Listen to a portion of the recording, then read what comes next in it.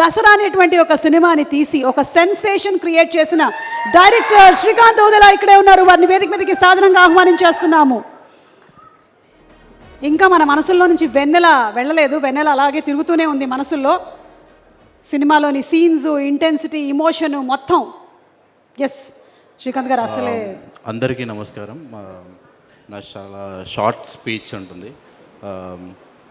నాకు పెద్ద సోహెల్ గురించి చెప్పాలంటే, సోహెల్ నాకు చిన్నప్పటి నుంచి పరిచయము, ఒకే ఊరు. ఎప్పుడు చూసినా నేనన్న మొదలు ఎక్కడో పట్టుకున్న సినిమా అని. కానీ అతను ఆల్మోస్ట్ నాకు తెలిసిన కాంచి అంటే మనోడు ఒక సెకండ్ క్లాస్ థర్డ్ క్లాస్ నుంచి డ్యాన్స్ బేబీ డ్యాన్స్లు ఇవన్నీ చేసుకుంటే కర్రాకు వచ్చాడు.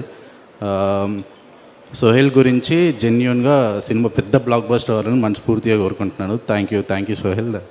Thank you Sohel. నాకు తెలిసైతే శ్రీకాంత్ ఇంతైనా మాట్లాడాడంటే మీ ఇద్దరు చిన్నప్పటి నుంచి పరిచయం ఉండబట్టి ఈ మాత్రం, లేకపోతే ఈ మధ్య కాలంలో అయితే శ్రీకాంత్ ఇంత మాట్లాడడం నేను వినలేదురా బాబు.